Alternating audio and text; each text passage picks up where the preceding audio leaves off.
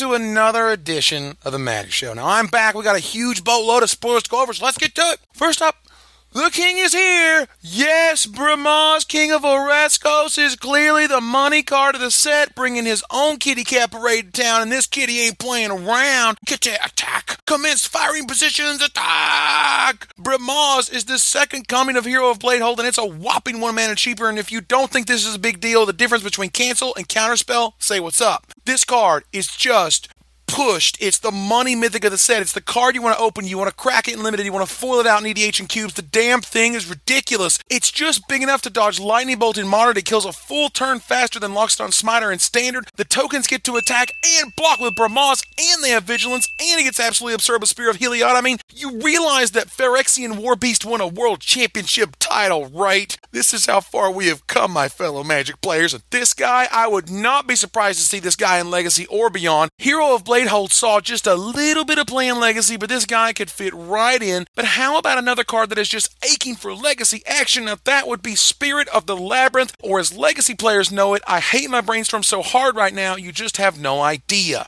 Because damn, Aether Vial is a card, ladies and gentlemen, and while Notion Thief was real cute, seriously, friggin' adorable. This card is the knees of the bee variety. This girl is a 3-1 when a 2-2 would suffice. She has just the right ability, just the right casting cost, and is positioned perfectly to make Legacy real interesting when the brainstorm tries to get resolved, and an Aether Vial is it too. But let's talk mechanics, shall we? Born of the Gods has really interesting mechanics. One of them is called Tribute, and that is basically the Punisher mechanic from Judgment flipped on its head. But what did Judgment teach us Magic players? That Punisher cards suck. And why? Because you need both sides of the arrangement to be good for the card to be worth playing. Otherwise, you're just not getting what you want, and you leave that decision up to your opponent, who you just know has the best intentions for you and hopes you'll win a whole lot. Let's look at some examples. First up is a good tribute card, Fanatic of Xenagos. You first get a 4-4 Trampler for 3 mana, or a 4-4 Trampler for 3 mana with haste. It is a 3-3 Trampler next turn. Both of these are fantastic rates at 3 mana and are certainly good enough for constructed use.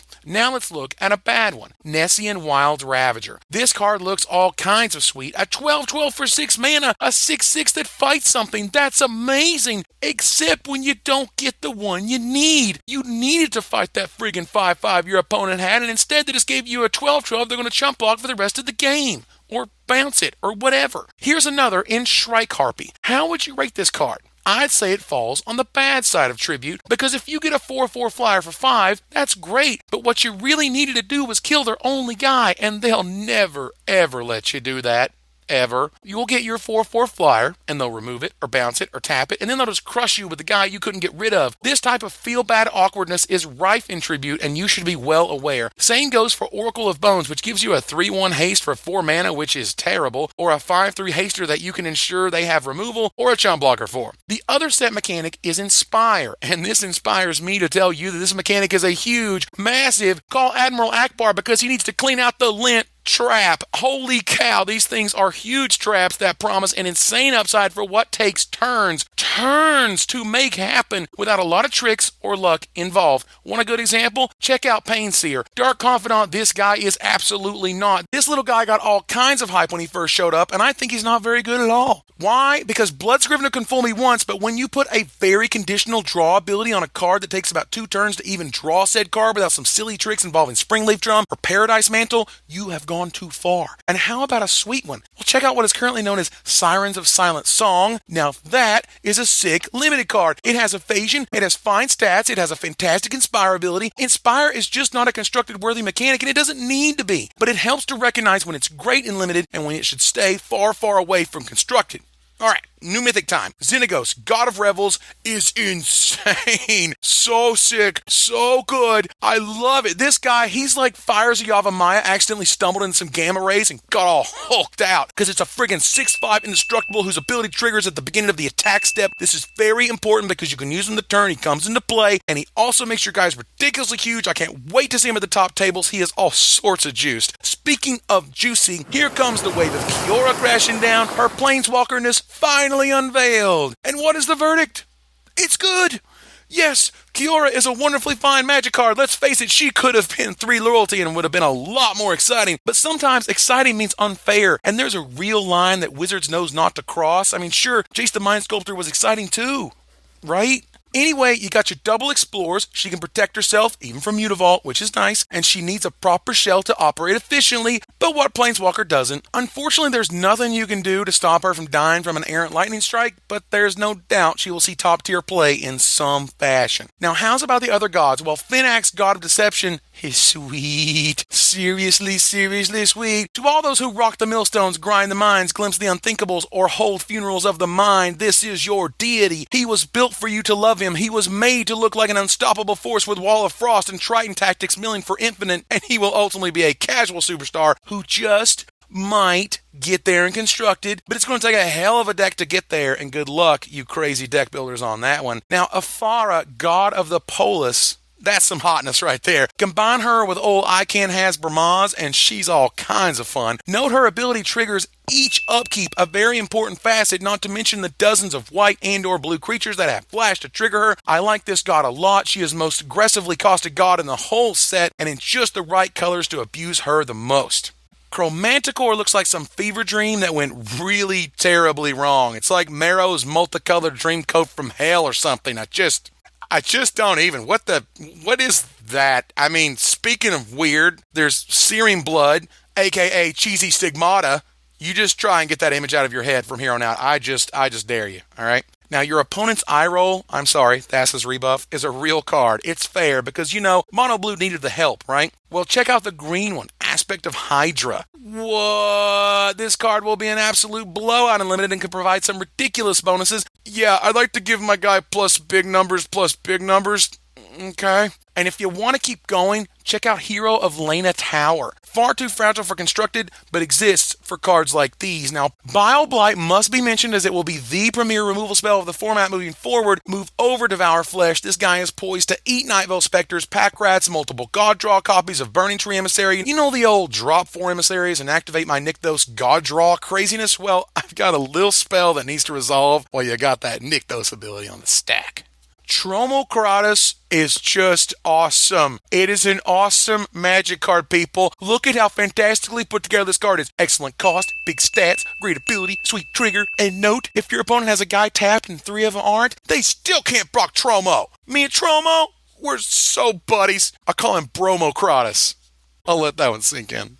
The Fated cycle is really interesting. Fated Conflagration is the buy a box promo and is pretty much exactly what Red wants at 4 mana. It's the closest to Hero's Downfall they have ever printed in Red, and while it sounds weird to be correctly costed at 4, it fits perfectly on the curve of Fire Drinker Satyr, Ash Zealot, Boros Reckoner, and into this thing, and kills literally every Planeswalker in Standard, other than Vraska, if they've only activated their abilities once. And who uses Vraska's +1 first anyway? Regardless, the number one thing this card kills is Jace, Architect of Thought, after its first activation, and that is a big deal. Fated Return is sick. Oh man, seriously? Any graveyard? And it gains indestructible? Sign me the hell up. This card is great. I love its flexibility. I don't see it in constructed because 7 mana is a thing, but who wouldn't love this in Commander and on kitchen tables around the world? Yes! How about the rumored Fated Retribution? Just when I said 7 mana is too much for constructed, let me show you what will get there for 7 mana. Still officially a rumor, but instantly destroy all Planeswalkers and creatures at the end of your opponent's turn. This card is all kinds of good, and I wouldn't be surprised to see this in constructed at all. Courser of Krufix has serious potential. I don't know if you guys have met Oracle of Moldiah and know this card is not as good as her, but he's damn close. He also has a very important 2 green mana symbols in his cost, and revealing your top card is not a deterrent, but a bonus. If your land lives there, which it will be about 40% of the time, you just added a virtual card to your hand for free that you can now play from your library and gain a life.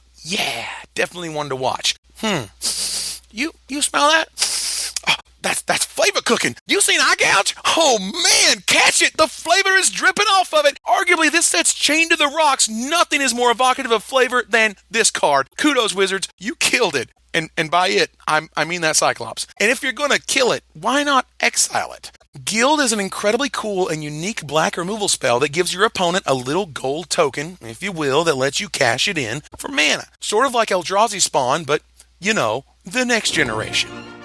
Seriously though, I love the flavor. I love the fact that Mono Black can now answer Thassa. All that good stuff. Super cool. I will leave you with what is easily one of the weirdest designs and card arts I've ever seen. Perplexing Chimera. I mean, they weren't kidding about the perplexing part. So, I get the spell, and they get a 3/3, no matter what the spell is. I mean, just imagine what an incredible limited bomb this is. If they have a huge rare bomb of their own, they literally can't play it until they deal with this guy, or you get it, and you give them a 3/3. Fantastic gameplay in this card, and I can't wait to see what it does on the battlefield. So, I can't believe it. We made it through Born of the Gods. Spoilers, next week, Brad Nelson and I will be sitting down to discuss every single card in the set, so be sure to tune in for the complete set review.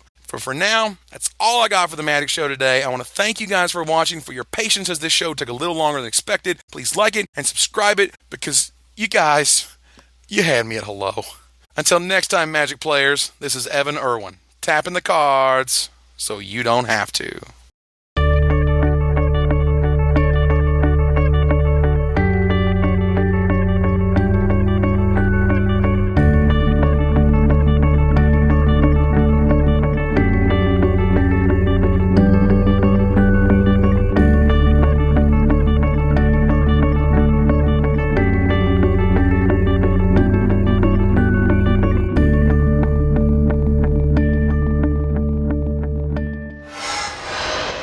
Always like the fatties.